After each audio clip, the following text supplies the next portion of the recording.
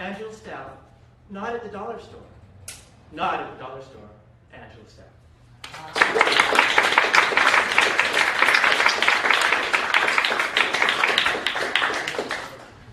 Imagine the office sitcom scene, only with me sitting behind my desk in my cubicle, musing over my dating situation. When the song popped into my head and I began to sing out loud, my mama told me, you better shop around. Come on, sing it. You better shop around. When all of a sudden, a male coworker in the next cubicle yells out, not at the dollar store, you better not. Fellow Toastmasters and guests, Mr. Contest Master, that's when I realized that that's what I've been doing in my dating life. Shopping at the dollar store. No. Because like items you buy at the dollar store, my dates were cheap, they weren't working, and I didn't know what to do with them. My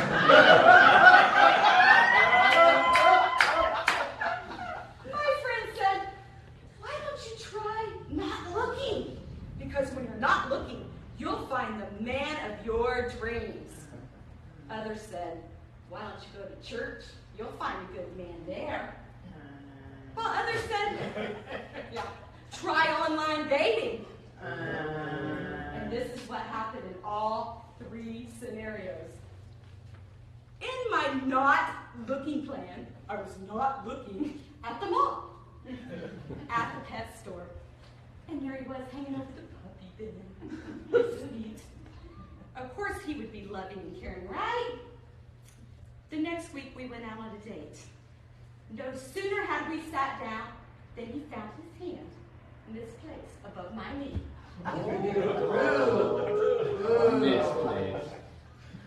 It didn't take me long to figure out that there was a fly on his hand that I needed to...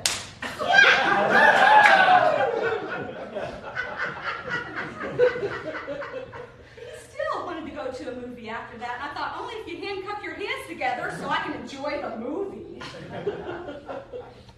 The next date, or the next opportunity I had, was at Taco Tuesday. Now there's the place to meet a man. Cheap, lonely, and non-committal. But I thought I found the one and only Jim sitting there with his 10 tacos, partially for dinner and the rest for lunch tomorrow. We began going out on dates, but every time he'd pick me up, he didn't know where we were going. So I decided that I wasn't going to be ready, and I didn't know what to wear. I showed up in my doorstep with my pink fluffy bathrobe on, my hair up in the clip, and half of my makeup on. He looks at me and said, I thought we were ready to go at 6. And I said, well, I didn't know where we were going, so I didn't know what to wear. And I had to have my makeup to match what I'm wearing. After spending the next several minutes trying to figure out where we were going, I had him to sit down on the couch without the remote control. Not looking wasn't working, so I tried the church dating plan. Where do they find these men at church anyway? There he was, tall, dark, and handsome. He swept me off my feet, gave me a Valentine Build-A-Bear with a tuxedo on and a rose coming out of his mouth. Even mentioned the possibility of getting married someday. But I showed up at his door unexpectedly to return a piece of luggage I had borrowed. And there he was, on his phone, drooling over Match.com woman. I plead temporary insanity to what I did next. I grabbed the phone and said, hey, I'm with him now, and by the way, I am much prettier than you are. And when I'm done with him, I'll let you know. Church dating plan wasn't going to work, so I went right on to online dating. The prospects were endless. My first email, the guy was trying to impress me with his words. Oh, baby, Your picture is so hot. I about burnt my fingers touching the computer screen. To which I thought I would be creative and replied, well, why don't you set your butt down on the computer screen so we can set your line rear on fire?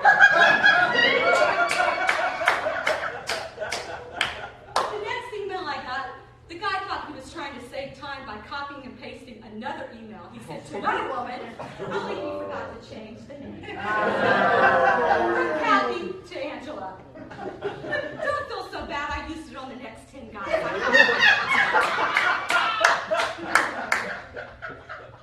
One guy finally made it to a phone conversation. Within 30 minutes of the conversation, son, he said, caught my ears, and I had to ask the question. So how many times have you been married? 4.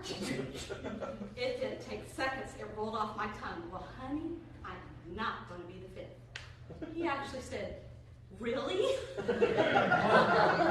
said, really? He said, can I explain? Yeah, go ahead.